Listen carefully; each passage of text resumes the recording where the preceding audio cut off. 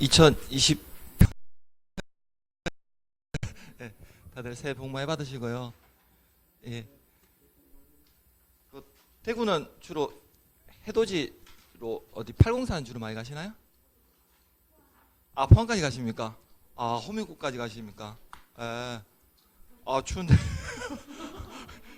대구에서 1시간 반 정도 가셔야 되죠. 대구, 포항 가시려면.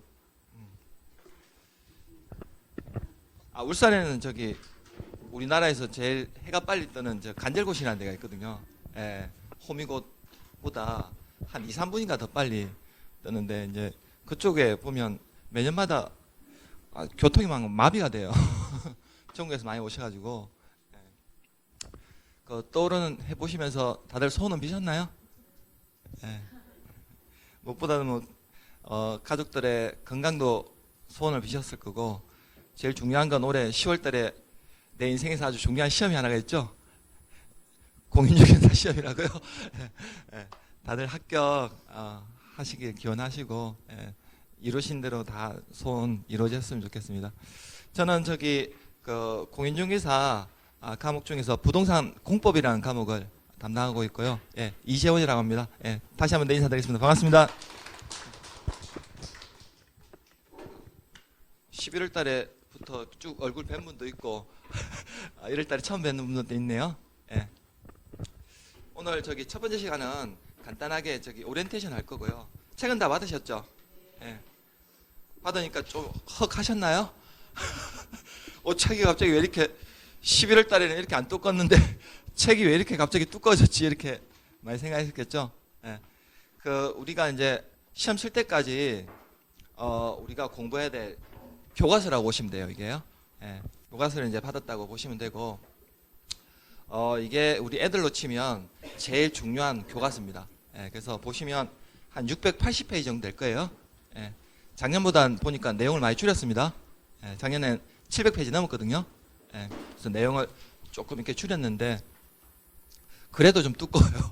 사실은 보니까 기본서 중에서 제일 두꺼운 과목이죠. 제일 안 두껍던가요, 이 과목? 예. 부동산 공법이라는 과목이 제일 책이 사실은 두꺼워요. 예. 그 가벼운 얘기부터 한번 해보도록 할까요? 예. 작년에 우리 공인중개사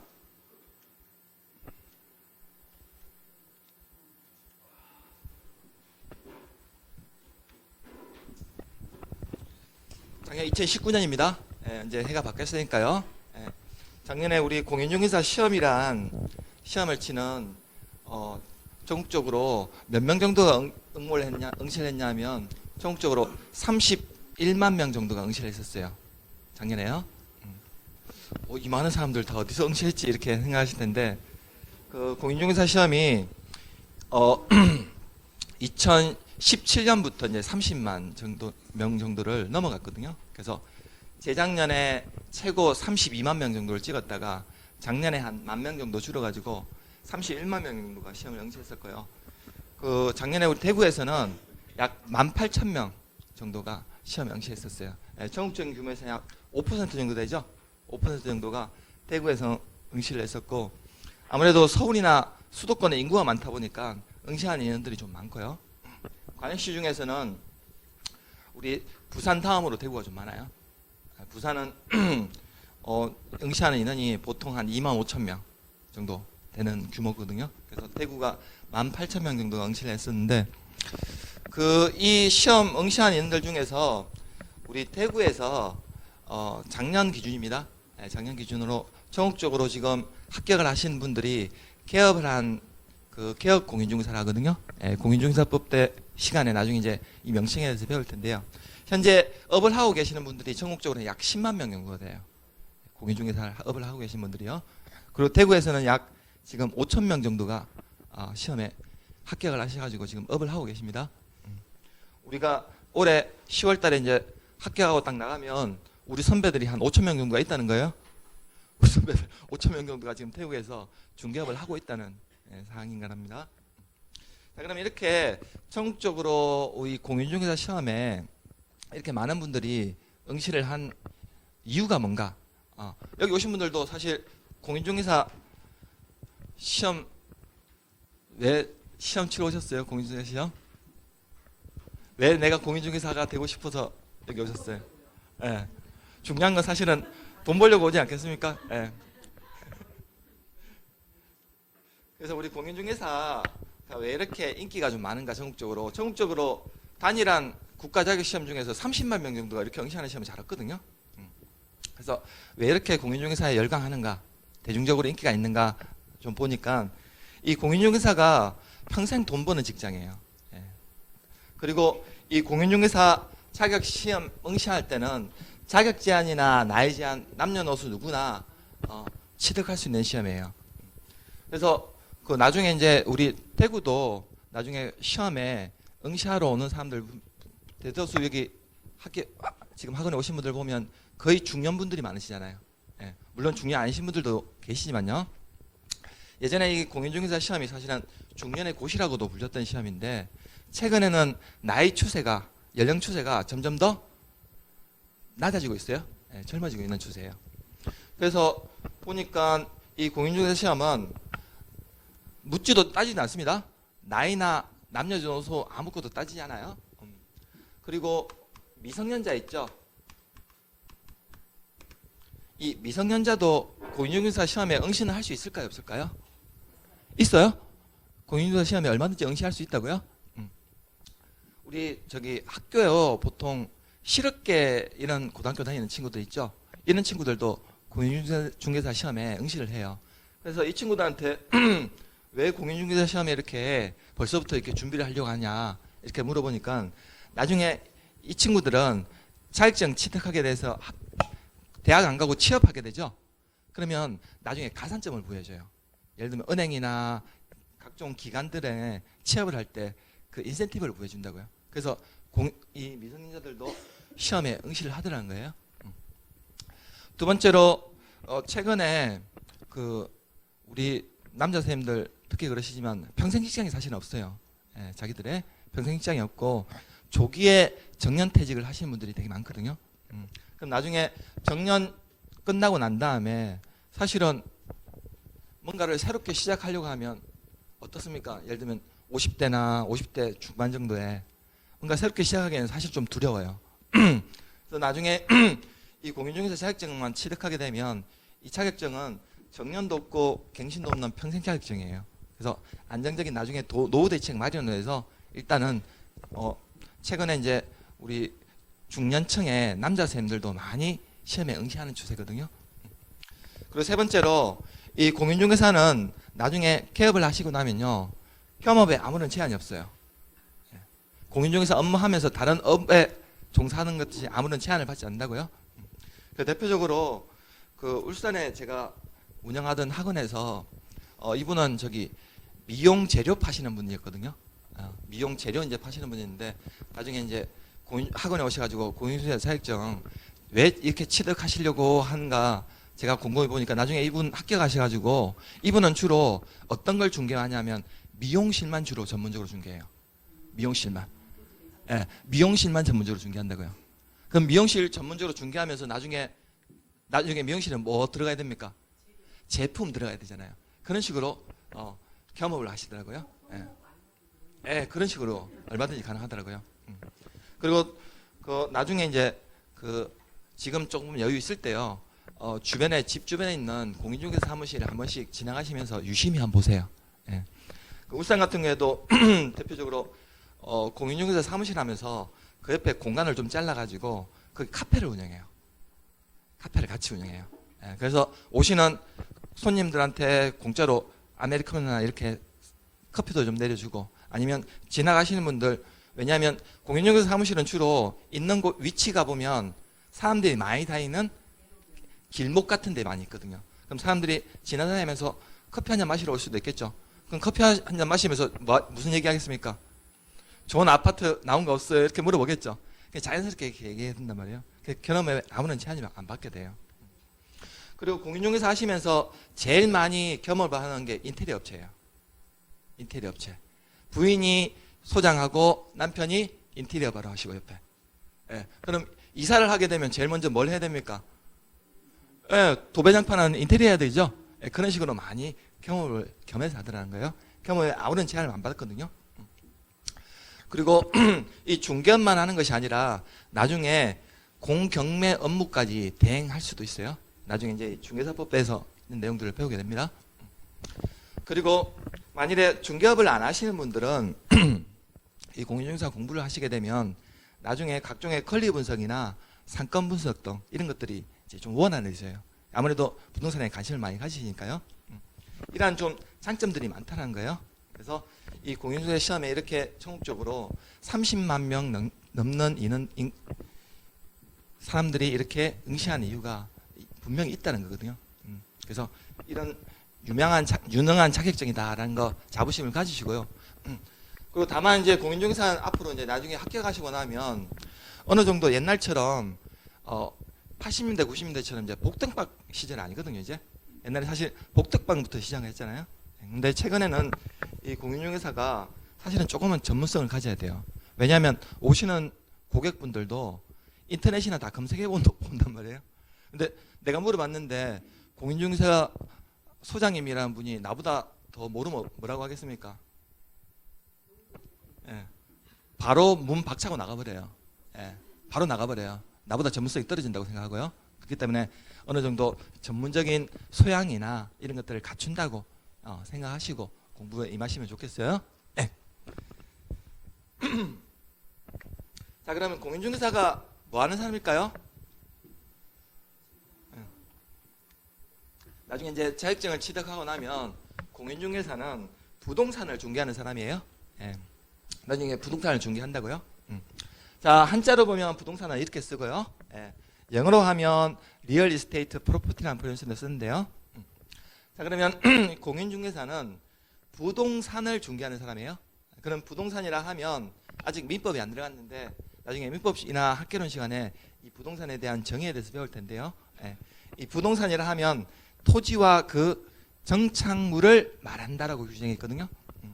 그러면 토지는 다 아실 거고, 그럼 여기에 토지에 정착된 정착물 중에서 우리는 주로 건축물에 대해서 주로 중개를 하게 돼요. 자, 그럼 건축물이라 하면 아파트와 같은 주택도 있겠죠. 그리고 상가 같은 것도 있겠죠. 예. 그리고 공장 같은 것도 있겠죠. 이런 것들이 다 우리가 나중에 이제 중개해야 되는 중개 대상으로 해당이 됩니다. 그럼 이런 부동산에 대해서 매매와 교환, 임대차, 전세권 등이에요. 이런 각종 권리에 대한 권리들을 새로 취득할 수도 있겠죠. 그리고 그걸 다른 사람한테 내놓으면 내가 상실할 수도 있겠죠. 그럼 이것을 서로 맞교환할 수도 있겠죠. 이런 취득하거나 상실하거나 변경에 관한 행위를 알선하거나 중개하는 것을 업무를 하는 사람을 바로 공인중개사를 합니다. 나중에 이 부동산에 대해서 나중에 우리가 중개를 하게 되면 그에 따른 중개 보수란 걸 받게 돼요. 중개 보수요. 그래서 중개 보수는 얼마를 받게 되느냐 하는 것은 제가 가르치는 과목에서는 나오지 않고요. 나중에 이제 2차 과목 중에서 공인중개사법이란 과목에서 배우게 돼요. 보통 우리가 주택 같은 거, 아파트 같은 거 이렇게 매매하거나 중개하게 되면 보통 중개 보수를 0.4% 정도 받게 되고요. 상가 하게 되면 보통 0.9% 정도 중개 보수를 받게 돼요. 그럼 만일에 10억짜리 상가나 중개하게 되면 내가 중개 보수 얼마 받게 되겠습니까? 10억짜리에 0.9%니까.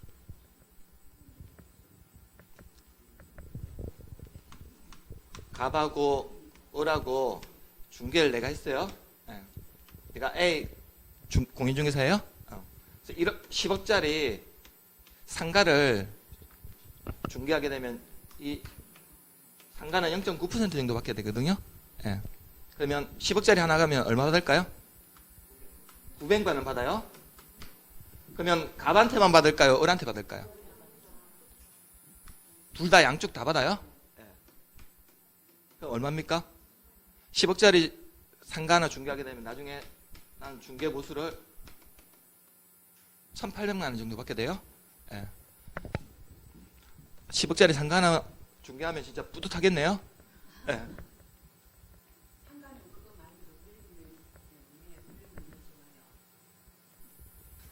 권리금하고는 중개 보수하고는 전혀 관계 없습니다. 그거는 권리금은 임대인하고 임차인과의 관계고 나중에 개업공인중개사도 이게 그 나라에 따라서 종합소득세를 내야 돼요. 개인 사업자다 보니까요. 그건 5월달에 신고하는 거고요. 이게 따른 중개보수를 개별 건별로 내는 건 아니고요. 개업공인중개사도 개인 자영업자거든요. 네.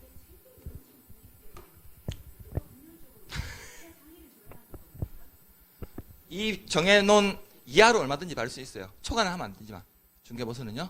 중개보수는 초과는 하면 안 되고 이 이하로는 얼마든지 받을 수 있어요. 그래서 나중에 이건 제가 가르치는 과목이 아니라겠습니다. 공인중개사법에서 나와요. 이건요. 공인중개사법 과목에서 나오니까요. 그러니까 이런 식으로 한다고요. 예. 보통 그러면 우리 저기 서울 같은 데는 아파트 한 채 보통 얼마 합니까? 보통 10억, 20억 하지 않겠어요? 그러면 이 아파트 하나 나중에 매매가 이루어지면 서울에 있는 개업 공인중개사 같은 경우에는 벤치 하나 뽑겠네요. 한 건 하고 나면요. 예. 그래서 제가 가르치는 과목 아니라 했습니다. 나중에 공인중개사법 교수님한테 이제 따로 여쭤보세요. 그러면 전국에 있는 그 공인중개사들 지금 업 하시는 분들 연봉이 얼마냐 이렇게 물어보면 정확한 통계가 없어요. 연봉이 얼마냐 이렇게 물어보면 통계가 없다고요. 정확한 통계가요. 왜냐하면 이게 자기가 하는 거에 따라서 얼마든지 연봉이 달라질 수 있거든요. 그래서 1년에 몇 천만 원 버시는 분들도 있고 1년에 몇 억 버시는 분들도 있다고요. 그래서 통계를 아무리 제가 찾아봐더라도 통계를 낼 수가 없다고 나와 있더라고요. 그래서 이 공인중개사는 자기가 가진 능력이나 얼마나 열심히 하냐에 따라서 연봉이 얼마든지 차이가 납니다. 예, 그래서 대구에서도 천차만별이에요. 이 연봉이라는 게요. 그래서 이 공인중개사는 이제 이런 업무를 하는 사람이다라는 걸 염두에 두시고요. 자, 그러면 제가 나머지 이제 과목들은 담당하는 교수님들이 가르쳐 드릴 거고요. 제가 담당하고 있는 과목이 이제 부동산 공법이란 과목인데요. 이 부동산 공법이란 과목은 어떤 특징이 있고 앞으로 그러면 우리가 어떻게 공부를 할 건지 효율적으로 할 건지 한번 보도록 할게요. 이 공인중개사 과목은 우리 공인중개사 과목이 총 몇 과목이 있습니까? 1차 과목이 있고 2차 과목이 있죠? 예. 1차 과목은 두 과목 있나요? 예. 부동산학 개론이란 과목이 있고 민법이란 과목이 있나요? 예. 2차 과목은요? 중개사법이란 과목이 있고요. 예. 제가 지금 강의하는 부동산 공법이란 과목이 있고 그 다음에 공시법하고 세법해서 우리가 시험을 칠 때는 총 5과목으로 치는데 공부를 할 때는 공시법하고 세법이 좀 내용이 다르거든요. 그래서 이건 나중에 따로 공부를 하실 거예요. 그래서 아마 공시법 이번 주에 하면 다음 주에 세법하고 격주로 하죠. 예. 내일 공시법 시간인가요? 내일 세법입니까? 세법부터 들어가나요? 예. 그럼 나중에 이제 부동산 세법이라는 과목에서는 이제 담당 교수님들이 더 자세하게 설명을 드릴 거예요. 세법 하면 그 다음 주에 아마 공시법 과목에서 격주로 2주에 한 번씩 이렇게 돌아올 거예요. 그러면 이 6개 과목 중에서 우리 공인중개사 시험에서 나오는 과목 중에서 제일 범위가 넓은 과목이 바로 제가 지금 강의하는 부동산 공법이라는 과목이에요. 이 부동산 공법이라는 과목이 제일 범위가 넓어요. 그리고 부동산 공법이라는 과목 공부하시다 보면 이 공법이라는 과목 속에는 나중에 수치들이 각종 많이 나요. 각종의 수치들이 많이 나온다고요? 그럼 이 수치를 많다는 것은 수치를 다 암기해야 되겠네요? 한두 개도 아닌데요? 한두 개도 아닌 숫자를 다 암기해야 되겠습니까? 그러려면 너무 많아야 돼요. 왜냐하면 나중에 이런 과목들에서도 각종 수치들이 나오거든요. 그래서 나중에 수치가 많다 보니까 이 수치가 가진 의미를 잘 파악하셔야 돼요. 항상 부동산 공부 하실 때는요. 수치 자체를 무조건 암기하려고 공부하지 마시고요. 수치가 가진 의미를 잘 파악하셔야 된다고요. 그리고 부동산 공법이라는 과목은 우리 공인중개사 과목 중에서 개정이 아주 잦아요.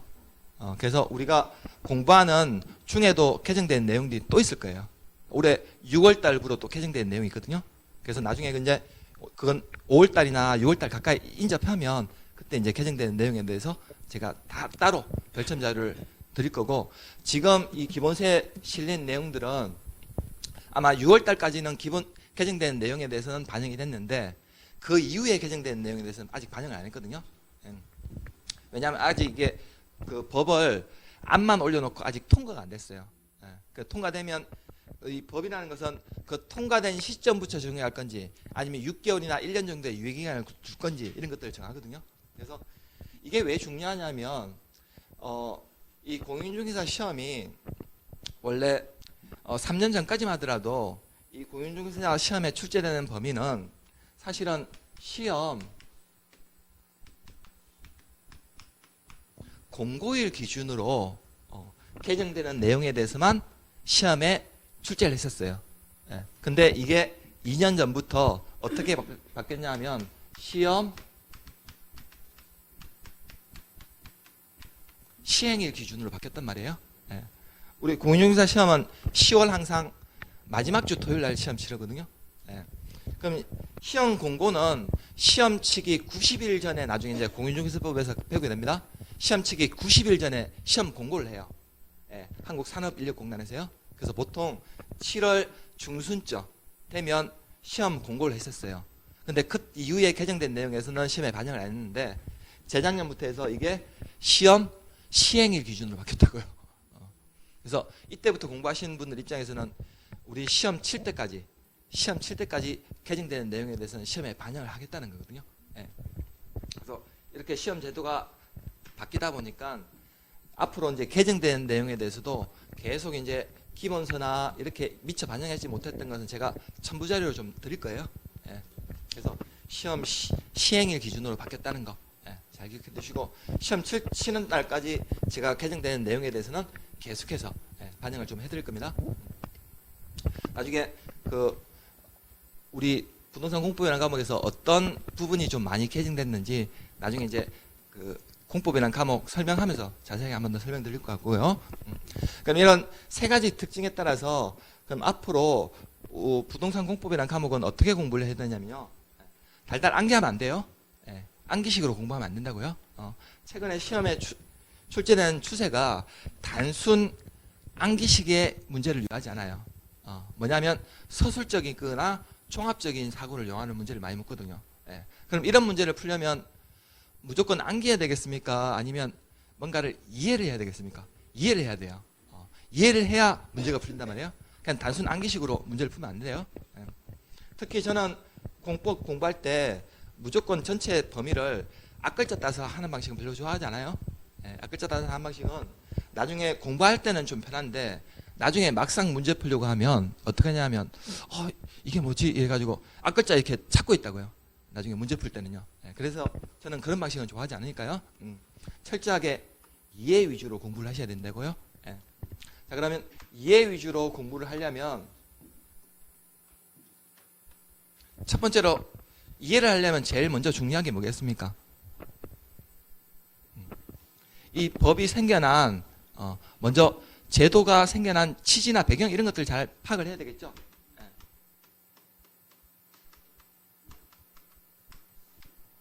자, 두 번째로는 우리 공인중개사 과목에 나오는 과목들 보니까 민법, 중개사법, 공법, 공시법, 세법 5개 과목이 법과 관련된 과목이네요.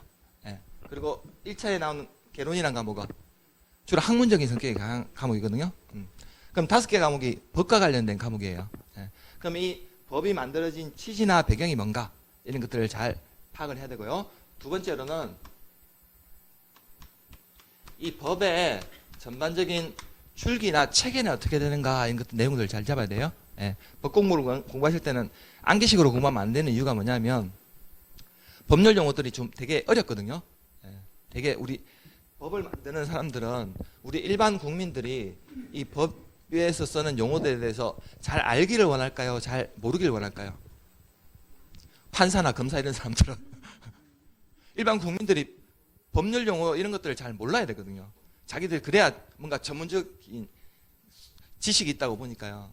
그러다 보니까 법에 나오는 용어들은 항상 좀 어려워요. 우리가 일상적으로 쓰는 용어들이 아니란 말이에요.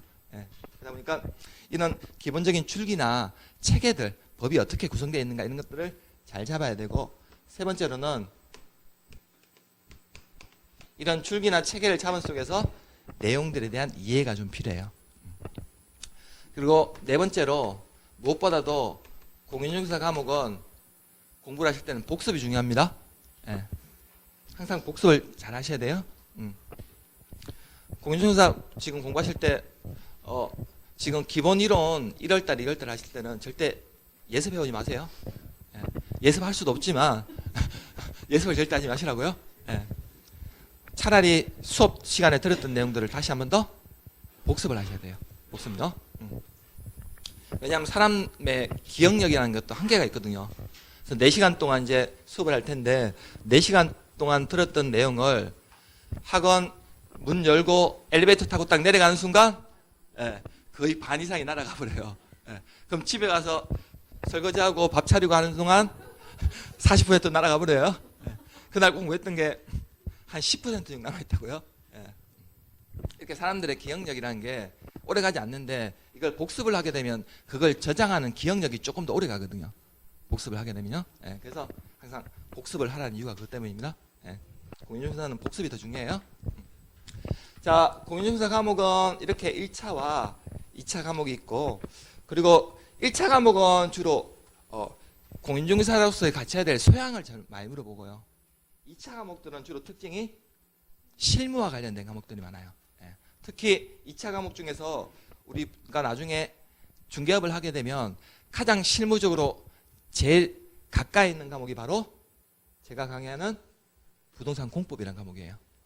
그리고 나중에 중개하게 되면 이걸 매도하는 사람이나 매수하는 입장에서는 또 어떤 문제가 좀 중요할까요? 세금 문제도 중요하겠죠. 그래서 공법하고 세법이 나중에 현장에 나가시면 제일 많이 써먹는 과목이란 말이에요.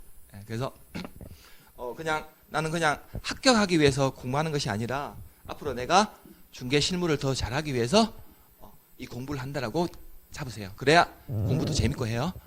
그냥 자격시험 합격하기 위해서 공부한다면 그냥 무조건 어렵거든요. 학문적으로 접근하다 보니까요. 그래서 내가 어떻게 중개 실무하면서 매도인이나 매수인이 의뢰하는 것에 대해서 내가 어떻게 더 상담을 잘 해줄 것인지, 그리고 세금을 어떻게 전략할 것인지, 이런 것들을 공부한다 라고 생각하시면 좀 재밌을 거예요. 그래서 2차 과목은 주로 실무와 관련된 내용들이 되게 많아요. 자, 공인중개사 과목은 그렇게 1차와 2차가 구성되어 있는데요. 자, 그러면 우리가 나중에 공인중개사에 합격을 하려면 평균 몇 점 이상이 돼야 됩니까? 60점 이상이 돼야 되죠? 1차 2과목 합계 60점, 2차 4과목 합계 60점 이상 되면 합격합니다. 그리고 각 과목별로 문항수는 몇 문항입니까? 40문항이에요. 각각 다 40문항씩 출제돼요. 자, 그러면 나중에 시험에 치르시고 나면 만일에 민법 개론을 70점 맞고 민법을 50점 맞았어요. 그럼 이분 합격인가요? 개론 70점에 민법 50점 맞았어요. 그럼 이분 합격이죠? 평균 60점이니까. 자, 그러면 중개사법이 70점 맞고 공법이 50점 맞고 공시세법이 60점 맞았어요. 그럼 이분도 2차 합격인가요? 하나, 둘, 세 개니까 세 개 180점에 3으로 나누면 60점이죠. 이분도 합격이에요? 이분도 합격이고 이분도 합격이라고요? 자, 그러면 개론을 50점 맞고 민법을 70점 맞아요. 그럼 이분도 1차 합격인가요? 이걸 지금 서로 바꾼 거예요? 개론을 70점 맞고 민법을 50점 맞나? 민법을 50점 맞고 민법을 70점 맞나? 다 이분은 합격이라고요? 근데 지금은 어떤 과목이 내가 좀 자신 있는지를 아직 티가 안 나요. 이건 나중에 공부를 좀 진행이 되고 나면 나한테 좀 맞는 과목이 있거든요. 내가 좀 재밌고 내가 좀 접근이 쉬운 과목이 있다고요. 이런 과목들은 몇 점까지 올려야 되겠습니까? 70점까지 올리면 돼요. 근데 내가 아무리 이 과목 해도 난 너무 어려워. 너무 힘들어. 이런 과목은 몇 점 정도 목표 잡으면 되겠어요? 50점 이상 정도 목표 잡으면 되겠죠?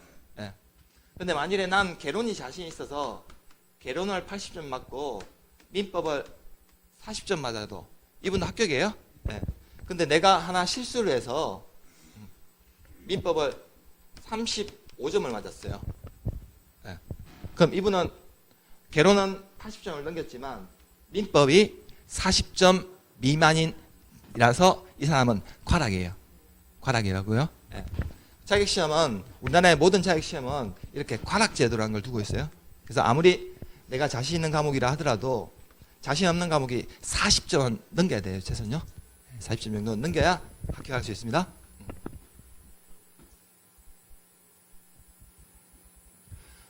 나중에 이제 1차 과목은 조금 공부하시다 보면 자신 있는 과목들이 나오게 될 거예요. 그래서 그 과목들은 점수를 자신 있는 과목들은 점수를 좀 더 올리고요. 자신 없는 과목들은 50점에서 60점 정도를 만든다고 목표를 잡고요. 나중에 2차는 제가 생각하기에는 제일 환상적인 점수예요. 예. 공인중개사법이 2차 과목 중에서는 좀 접근이 쉬워요. 그래서 2차 과목 중에서는 중개사법을 점수를 좀 더 올리셔야 되고요. 예. 그리고 제가 강의하는 공법이란 과목 1월 첫 번째 날 개강하는데 제일 또 범위도 많고 어려워하는 공법이란 과목을 개강을 해가지고 제가 좀 부담이 커요. 좀 쉬운 과목부터 좀 접근했으면 좋겠는데 이 공법이란 과목은 내가 하다 안 되면 진짜 안 되면 50점 정도로 목표 잡으세요. 50점 정도로. 그리고 공시법 60점 정도 목표 잡으시면 이렇게 해도 합격이란 말이에요. 예. 그럼 만일에 내가 공법이 좀 자신 없다 이러면 어떤 과목에서 좀 올리는 게 쉬울까요? 중개사법에서 좀 올리세요. 중개사법에서 조금 더 올리시면 아무래도 2차 과목 쪽을 안정적으로 합격할 수 있다고요. 예. 그래서 나중에 공부하시다가 내가 조금 자신 있는 과목들을 더 올리고 자신 없는 과목들은 가락 면하겠다. 이 정도 목표 잡으시면 된다고요. 예. 이전에 합격하셨던 분들도 뭐 평균 90점, 100점으로 합격했을 것 같습니까? 이전에 지금 아까 10만 명 정도 개업해서 이미 중개업하고 계시는 분들도 아니에요. 예. 거의 이런 수준으로 합격했단 말이에요. 자격시험은 특성상 이게 상대평가인가요? 절대평가인가요? 절대평가예요. 절대평가다 보니까 이 기준 이상만 맞으면 되거든요. 그럼 합격이에요. 예. 그래서 공부를 하실 때는 대학 수학능력시험이나 공무원 시험 준비하는 것처럼 그렇게 공부하지 마세요. 예. 왜냐하면 상대평가는 정부가 정해놓은 점수에서 이걸 커트라인으로 잘라버리잖아요. 상위권만 합격시키고 하위권은 합격을 안 시키는 시험이지만 공인중개사 시험은 아직까지 절대평가거든요. 시험 제도는 바뀌지 않았습니다. 올해는 아직까지 절대평가로 시험을 치니까요. 평균 60점 이상만 넘기면 합격이에요. 그렇기 때문에 항상 이 점수 정도를 난 넘기겠다라고 목표를 잡으시라고요. 예. 점수 예전에는 사실은 공인중개사 시험 치르고 나면 옛날에 전국적으로 순위를 매겼거든요. 예. 그래서 전국 수석, 차석 이런 걸 점수를 매겨가지고 예전에 보면 학원들에서 이거 홍보도 하고 그랬어요. 우리 학원의 출신이. 근데 이게 너무 위화감을 조성한다 해서 이제 순위는 매기지 않고요. 예. 평균 점수 이상만 넣으면 합격했다, 합격하지 않았다 이것만 알려주는 거니까요. 그래서 항상 이 점수를 잊으시면 안 돼요. 예. 그리고 우리 공인중개사 시험은 시험 형태가 주관식인가요? 객관식인가요? 객관식 시험이에요? 예. 객관식 오지 선다형 시험이라고요. 이 말은 뭐냐면 거기에 주관식 시험이 아니라 객관식 시험으로서 지문이 쭉 나와요. 1번부터 5번까지요. 이 5개 중에서 하나 옳은 거 틀린 거 맞추는 문제거든요. 그렇기 때문에 객관식 시험의 특징들을 좀 잘 파악하셔야 돼요. 객관식 시험에서는 항상 상대적으로 틀린 거나 상대적으로 옳은 걸 묻거든요. 예, 그런 시험이다 보니까 주관식 시험처럼 달달 안개하지 마시라고요. 그러니까요. 그래서 그 지문을 보고 이게 틀렸다 옳다 이것만 찾으면 되는 시험이니까요. 항상 공부를 하실 때는 객관식이고 절대평가라는 것을 잊으시면 안 돼요. 그리고 1월 달에 지금 새롭게 시작할 때 여기 오신 분들 무엇보다도 공인중개사는 물론 시험 합격하는 것도 학원에서 제일 중요한 거지만 목표가요. 두 번째로 제가 학원에 오셔가지고 제일 중요한 목표가 뭐냐 이렇게 물어보시면 사람관계를 잘 유지하셔야 돼요. 사람관계를요. 예. 사람관계를 항상 잘 유지하시는 분들이 나중에 밖에 나가시더라도 중개업을 잘 하신단 말이에요. 왜냐하면 여기 계신 분들은 결국 나중에 합격하고 나면 뭡니까? 서로 동료예요. 예. 서로 동료인데 다들 사는 지역도 다르고 살아온 환경도 다르지만 나중에 중개업 하게 되면서 학원에서 서로 살 맞대고 열심히 공부했던 분하고 같이 중개하려고 하지 생판 모르는 사람들하고 중개하려고 하진 않거든요. 그러다 보니까 여기에서 같이 공부하신 분들은 결국 내 파트너고 결국 나중에 내 고객이 되고 이렇게 된단 말이에요. 그래서 항상 학원에서 공부하실 때는 가장 중요한 목표를 합격이 제일 중요하고 사실은요. 그 다음으로 중요한 것은 사람관계를 잘 유지해야 돼요. 그래서 항상 여기서 학원에서 공부하실 때는 친하게 잘 지내시고 1년 정도 생활해 보시면 대충 알잖아요. 아닌가요? 1년 동안 생활해 보시면 아, 이 사람이 나 괜찮은 사람이다, 괜찮지 않은 사람이다는 게 다 판가름이 나거든요. 예. 제가 왜 이제 그런 얘기를 하면 우리 공인중개사 아까 전국적으로 응모를 31만 명 정도 응모했다고 했죠. 예. 작년에 1차 시험이 합격률이 21% 정도 됐고요. 예. 2차 시험에 합격했던 합격률이 약 36% 정도 됐어요. 예. 작년 합격률입니다. 그러면 그렇게 많은 사람들이 응시는 하지만 물론 30만 명이 다 응시했다고 해서 그 사람들이 다 시험장에 오는 건 아닙니다. 거기에서 30% 정도가 또 빠져요. 시험에 실제로 응시하는 인원은요. 예, 시험장에 오는 인원은. 그러면 이 인원 중에서 1차가 시험에 응시했던 사람은 10명 중에 한 2명 정도가 붙은 거고 2차에 시험에 응시했던 사람은 10명 중에 한 3.6명 정도가 붙은 거네요. 예.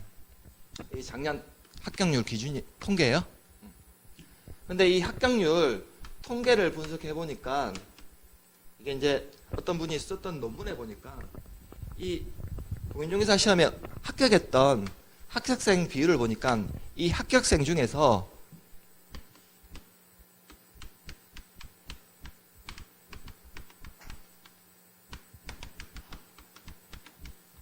이 합격률에 들어갔던 70에서 80% 정도가 학원 수강생들이고요. 예, 학원 수강생들은 이렇게 합격률에 좌우할 때 보통 70에서 80% 정도가 학원생들은 합격을 한다는 거예요. 예. 그리고 30에서 40%가 집에서 인강 들으시는 분들이죠. 집에서 인강만 하시는 분들 보니까 30에서 40% 정도가 합격을 하고요. 그리고 인강도 하지 않고 집에서 독학하시는 분들 있거든요. 독학하시는 분들 있어요? 진짜요? 예. 나중에 시험장 가시면 이런 분들 딱 티가 나요. 예. 가면 시험장에 어떻게 시험 치러 오셨어요? 이렇게 물어보면 올해 출제 경향 한번 보려고요. 이렇게 예. 저 독학했는데요. 출제 경향 한번 보려고요 하시는 분도 있다고요. 예. 이 공인중개사 시험이 지금까지 30회 동안 시험 치렀는데 그럼 한 해 출제 경향만 분석한다고 이게 합격이 될까요? 예. 이런 분들이 있다고요. 그럼 독학으로 공인중개사 시험에 합격하는 비율을 보니까 이 중에서 5%의 인구밖에 안 된다는 거예요. 그럼 독학에서는 합격한다는 것이 거의 불가능하다는 얘기거든요. 거의 불가능해요. 이 논문을 보니까요. 그래서 아무래도 학원에 다니신 분들이 합격률이 제일 높고요. 그리고 집에서 인강만 하신 분들은 어떤 분들이냐면 매 하루 종일 컴퓨터 딱 끼고 계시는 분들. 예. 컴퓨터로 그냥 계속 강의하는 것만 듣고 계시는 분들. 근데 집에서 인강 하시는 분들은 특징이 어떠냐면 1시간 정도 이제 인강 듣고 나면 몸이 좀 피곤하거든요. 예. 예, 책상에 앉아서. 그러면 이제 좀 침대에 좀 누워서 한번 들어볼까 이렇게 누워서 들어요. 예. 그러면 어떻게 되겠습니까? 사람이. 그 자요. 예. 자고 일나면 이제 애들 오죠. 예. 애들 챙겨야 되죠. 예. 저녁 준비해야 되죠. 예. 하루에 보통 우리 학원에서는 4시간 정도 수업을 하잖아요. 근데 인강은 보통 1시간이나 2시간 정도 듣다가 이제 오늘 좀 많이 한 것 같네 하고 이제 쉰다고요. 그러면 그날 2시간이 밀리겠네요. 예. 그 다음 날은 또 어떻게 할까요? 4시간 다 들을까요? 요즘에 연락이 없어. 커피 한잔 하자 친구가 이렇게 하면 그래 하고 나간다고요. 그럼 그 다음날 강의 또 4시간 못 듣겠네요? 그럼 이렇게 밀리면 어떻게 되겠습니까? 강의가 계속 밀려요. 밀린다고요. 그래서 이 밀린 강의를 한꺼번에 몰아서 듣는다? 불가능하거든요. 그러다 보니까 인강 하시다가 힘들어서 못하겠다 하고 포기하시는 분들이 되게 많다고요. 이게 전형적인 방식이에요. 인강이요. 그래서 인강이 가격을 되게 싼 것처럼 이렇게 사람들을 끌어들여요. 예. 그래서 뭐 내걸 때도 평생 무료 이런 걸 내건다고요. 예. 그럼 이분은 오래 떨어졌으니까 평생 합격할 때까지 몇 년이 더 걸리겠네요. 예. 그래서 인강이 싼 이유가 그거라고요. 그 때문이요. 이유가 그것 때문이에요. 그 개인적으로 인강도 안 듣고 책만 가지고 독학하신다. 이것도 올해 교재도 아니에요. 몇 년 전의 교재거든요. 몇 년 전의 교재에 있어가지고 나 이 책 가지고 공부하면 돼요. 이렇게 하실 분들도 있다고요. 그럼 몇 년 지날 동안 우리 법이 개정이 안 되겠습니까? 2차 과목은 매년마다 개정됐거든요. 매년마다 개정돼요. 그럼 이분은 개정되는 내용에 대해서 모른다는 거거든요. 본인이 직접 찾아보지 않는 이상은. 그래서 어떤 박사님이 쓴 논문을 보니까 공인중개사 합격 비율에 아무래도 학원을 다니신 분들이 합격률이 높아지는 이유가 그것 때문이에요. 예. 학원은 진짜 독하게 시키거든요. 그래서 집에서 아침에 애들 학교 보내고 주부들 입장에서는 미처 설거지도 못하고 급하게 챙겨가지고 학원에 와서 그래도 4시간 동안 꾸준히 버티거든요. 예, 4시간 동안 꾸준히 버티면서 그래도 한두 개라도 듣고 가는 게 있지 않겠습니까? 그래서 학원에 다니는 분들이 공인중개사 시험에서 합격률이 높아지는 이유가 바로 그것 때문이에요. 예. 아무래도 오다 보면 사람들도 있고 아무래도 앞에서 얘기하는 사람도 직접 있다 보니까 졸기에도 좀 눈치 보이거든요. 좀. 그러다 보니까 학원에 다니시는 분들이 합격률이 높아지는 이유가 바로 그것 때문이에요. 예. 제가 만들어낸 게 아니라 다른 분들의 박사님이 쓴 논문이 저는 자료가 있더라고요. 예. 자, 여기까지가 간단하게 오리엔테이션 했고요. 예. 잠깐 쉬었다 그러면 이제 본론으로 들어가서 부동산 공법이라는 과목이 어떤 과목인지에 대해서 한번 깊이 한번 보도록 할게요. 예, 잠시 쉬었다 하겠습니다.